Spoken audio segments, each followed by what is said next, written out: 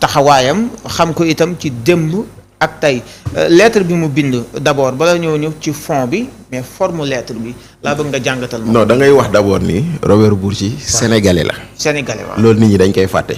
waaw c'est un sénégalais. Robert est né au Sénégal. Ouais. Robert day làkk olof ni man ak yow. bu baax sax. ndaxte gis naa ko mu même na Ndour invité ko mu naan Amadou Ba bàyyil. yow yaa ngi bëgg a jiite ñoo xam ne plus de 60% ay ndaw lañ te yow tu as plus de 60 ans. sénégalais la. fii la juddoo.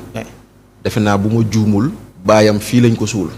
ci armeelu Yoff yi. effectivement. voilà mais sénégalais la boo xam ne comme tous les Libanais parce que loolu dafa bokkoon ci ay accords yu ñu amoon ci au moment de l'indépendance. Tous ceux qui étaient originaires de Liban et de Syrie ont aussi bien la nationalité française que la nationalité sénégalaise. ok moo waraloon ngeen déggoon coowal Rose Wardini. waaw. ci jamonoy élection yi. Oui. parce que nee nañ elle n'avait pas renoncé à sa nationalité française. Oui. warul woon nekk candidat au Sénégal donc sénégalais la benn. mais sénégalais la boo xam ne xàmmee nañ ko ràññee nañ ko ci diggante relation France. ak Sénégal ak Afrique. ak Afrique oui. lu ñu doon tuddee la France-Afrique. ndaxte moom il a été l'élève de Foccart.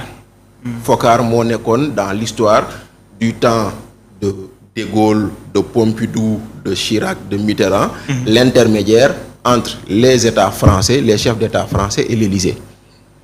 moo tax Robert Bourgi bind na benn livre boo xam ne mu ngi ko tuddee Ils savent que je sais beaucoup te livre bi day nettali jaar-jaaram.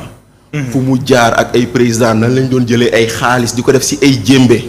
pour yóbbul ko ay chefs d'État africains ak yeneen. donc mu nekkoon koo xam ne effectivement c'est un avocat mais c'est un avocat qui n'a jamais plaidé. parce que c'est un avocat boo xam ne ce qui l'intéresse c'est faire du lobbying. d'accord. loolu mooy métier am. maintenant nag cet avocat là am na loo xam ne dans la forme bindul président. il a écrit au président et au premier ministre. waaw ñaari la boole. ñaari la boole. lu tax parce que effectivement le Sénégal a la particularité d'être un pays où on a élu un président. mais on a élu un président qui est président auprès du premier ministre parce que doole ji pouvoir bi réalité pouvoir bi c'est autour du premier ministre la nekk. donc loolu moo waral nga gis ni dans la forme. normalement c'est le président qui détermine la politique de la nation ngay waxat mais moom ñoom ñaar la boole. boole leen benn lettre boobu noonu. donc loolu ngay gis loo mën a wax ci forme bi. maintenant boo duggee ci fond bi. waaw ci fond wu lettre bi. ci fond wu lettre bi bëri na mu ngi wax naan je parle en homme libre. waaw. lu tax mu jiital je parle en homme libre. lu ko waral. man pour man. xam nga Robert Bourgi dafa am ay nit yoo xam ne. nguur gu ñëw dañuy bëgg a bokk. nguur gu ñëw dañuy bëgg a bokk. nguur gu ñëw dañuy bëgg ñooñu ñoom ñu nekk seen ay waay seen ay nit. xëy na il a cherché à se rapprocher de ce pouvoir te effectivement for nañ si weyu béy ni wut na sax audience amu ko. moom Robert mi. waaw wut na sax audience amu ko. il a cherché il n'a pas pu être dans les bonnes grâces ou rentrer dans les bonnes grâces de ce nouveau pouvoir xëy na loolu tax na mu leen bëgg a wax ni quand bu ne je parle en homme libre nga bëgg see comprendre ni da leen bëgg a xamal ni. du nit a ma yónni. mais moom ci liberté boppam. waaw ci liberté boppam la waxee day bëgg a wax ni du nit a ma yónni mais moom xam nañ ni c'est un homme d'influence c'est un homme de réseau xëy na loolu moo tax mu waxee ni je parle en homme libre. d'accord. man loolu laa ci comprendre xëy na nag keneen am ci beneen compréhension. waaw maintenant nga duggaat ci fond lettre bi. waaw. man dama naan Robert Bourgi xëy na moo ñu ëpp tur moo ñu ëpp aura moo ñu ëpp influence sa voix porte là où ça ne porte pas ça c'est vrai. mais Robert Bourgi waxu fi lu nit waxut. d'accord. waxu fi lu nit waxul. il a parlé des licenciements au port. oui. kan moo fi waxul ci licenciement ci port. waaw bari nañu ko fi wax ci jamono ji. yow wax nga ci ñeneen. keneen ak keneen. Robert Bourgi a parlé des emprunts. parce que mu ngi naan foofu noonu lan moo ñu won ni emprunts yi c'est pas pour des forces occultes des forces terroristes ak yooyu. ak du jóge ci ay drogue. du jóge ci ay drogue ak yi ni mel. waaw kan moo waxul ñun xaalis bu ñuy leb fu mu jógee ak fan la jëm. waaw yéen a ngi ko doon laaj. ñu ngi doon gaa ñi nañu wax fan la xaalis bi di jóge. très bien. c'est-à-dire que Robert a enfoncé des portes ouvertes. d'accord. mais nañu nangu ni baatu Robert fa mu egg baasu Bachir fa eggu fa. bosam moo gën a kawe. moo gën a kawe seen bos yéen. nangu naa loolu da nga koy nangul loolu mais Robert boo xoolee lettre bi lan la fi wax nee na réew mi dañoo amoon espoir moo taxoon ñu fal leen mais l'espoir est en train de s'effriter. kan moo mën a weddi ni sénégalais yi seen yaakaar commencé na tas. Robert mu ngi ko wax de parce que li ngay wax ci lettre bi nii yëpp maanaam lu sénégalais yi di waxtaanee lu politique yi di waxtaanee lu chroniqueurs yi di waxtaanee. moom la Robert dajale def ko benn lettre. man loolu laa jàpp damaa jàpp ni sa voix porte plus et sa voix a donné un écho international à la situation que vit le Sénégal mais personne ne peut dire que Robert a dit des choses nouvelles amul dara lu fi bees ci loo xam ne lii nii loo xam ne nii Robert wax na ko quand il te dit le 24 mars le peuple a voté dans l'espoir cet espoir aujourd'hui s'effrite le paysan le conducteur de Jakarta la vendeuse au marché l'enseignant le commerçant l'éleveur la mère de famille tous commencent à douter et à douter de vous kan moo fi douté wul d'accord même ñii bokk ci pays Pastef di nga ci am ñoo xam ne dañ la naan d'accord nañ ni way ñoo leen dig mais affaire bi yéex na am na ñoo xam dañ naan yenn yi sax d'accorduñu ci mais loolu rek la Robert wax de maintenant nag ce que Robert dit il faut le prendre très au sérieux dans ce sens que c'est des gens yoo xam ne yenn saa yi même s'il dit parler en homme libre waxalul boppam. dafa am ñu muy waxal. dafa am ñu muy waxal wala dafa am ay waxtaan yu mu capté bindu ko bataaxal mën na nekk loolu parce que c'est des gens qui rentrent dans beaucoup de milieux qui voient des présidents qui leur dit mais comme qu'est-ce que tu penses de mon pays kooku wax keneen wax ñu dajale loolu indi voilà donc loolu moo tax quand il dit le Sénégal ne mérite pas cela quand on parle parce que Robert lan la wax les arrestations de Sophie Gladima de leneen kan moo mën a weddi ni Sophie Gladima dañ ko tooñ tëj ko kan moo ko mën a weddi koo xam ne dañ la ne ñu ngi lay toppee 193 millions yu ñu ne dañ ko luubal ok 193 millions yi 119 millions pour jënd matériel la 73 millions pour tabax centre buy équipé buy abriter matériel boobu matériel bi jënd nañ ko livré nañ ko yónni nañu nu mu tuddati huissier mu dem constater ni matériel bi existé na waa ji ñu nga xam ne moom moo war a tabax centre bi jox nañ ko 73 millions wanuñu ko suuf su mu tabax mu dem jël 73 millions yooyu dem déposer ko caisse de dépôt et consignation ñu ne dañoo luubal 193 millions léegi kan moo mën a nangu ni loolu noonu yoon la mais loolu la Robert di waxaat. d'accord kan moo mën a nangu ni appel d'offre dañu koy def ñu ne yaa gagné maanaam pour nga gagner il faut deux conditions première condition mooy respecter les critères techniques. deuxième condition mooy donner le prix le plus bas dañu ne dañuy jënd téléphone bi dafa war a nekk calapé dafa war a am lii dafa war a am lii dafa war a am lii ñu def ko tu respectes les conditions ñu ne ok maag yow ñoo ko respecté ñu ne kan moo gën a néew le prix. ñu ne non yow sa téléphone 100 000 lay jar Bachir nee na son téléphone 1 million lay jar ñu jënd sa bos ñu ne on a surfacturé kan moo mën a nangu ci ceeb bi ni y a de la surfacturation alors que y a un appel d'offre. oui donc loolu la ñu Robert di waxaat maanaam Robert ne nous dit que ce que nous savions déjà.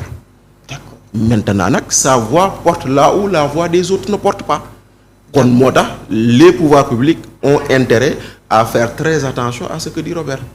seen réponse lan la war a doon ci wàll bi yaa ngi koy wax léegi ñu def ci attention parce que souvent ñoom ñu mel ni ku ci génn. da ngay gis ñenn ci ñoom ñuy tontu mais tontu bi dafay xew a mel ni dàggasante. waaw xam nga nag malheureusement ce pouvoir chaque fois que tu leur fais des alertes.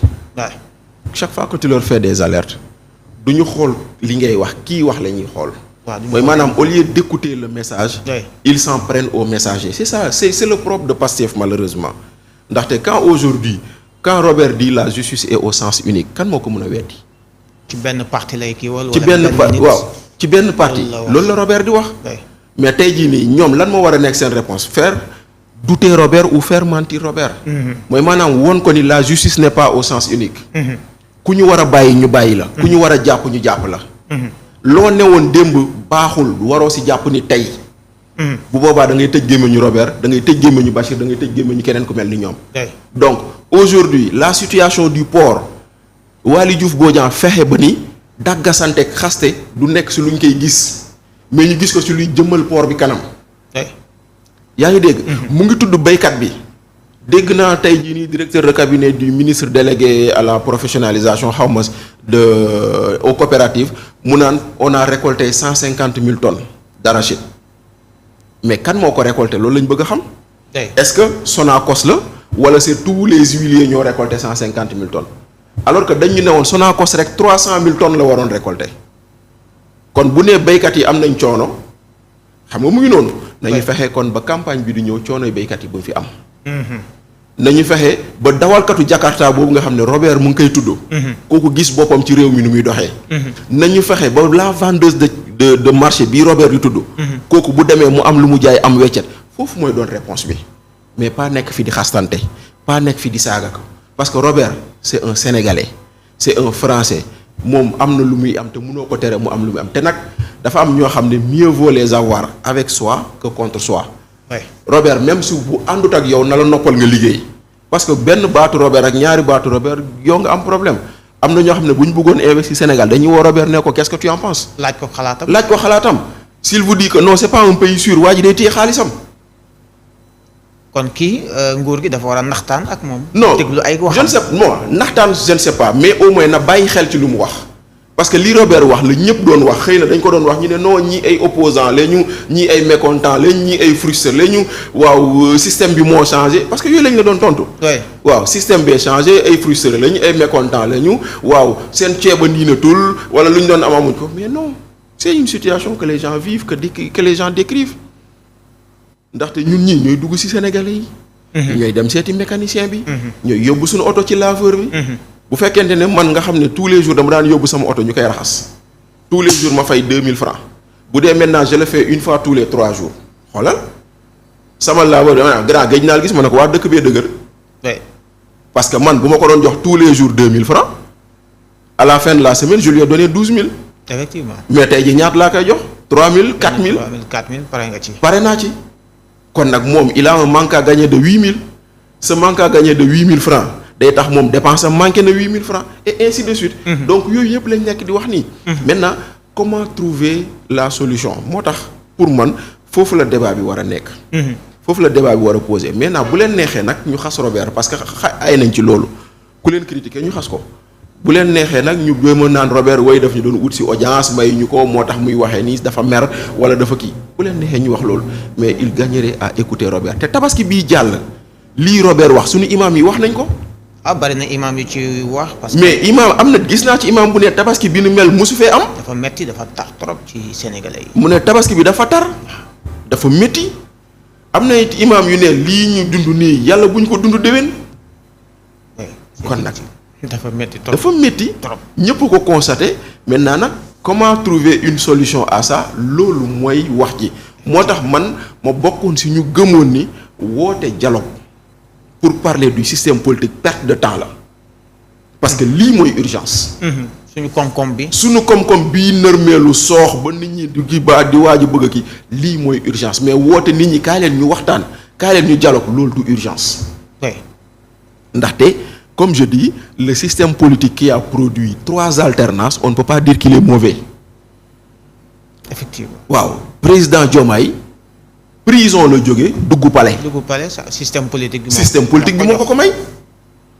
maintenant nag tu me diras que système bi am lu ñu ci war a jooyanti soppi d'accord naa ko mais ñu toog di ko waxtaanee la preuve dañoo woote ndaje waxtaan pare solution yu ñu wax ni wala déggoo yu ñu wax ni moom la ñu déggoo woon 2023 moom la ñu déggoo woon 2020 moom la ñu déggoo woon 2016 moom la ñu déggoo woon 1992 dara changé wu fi.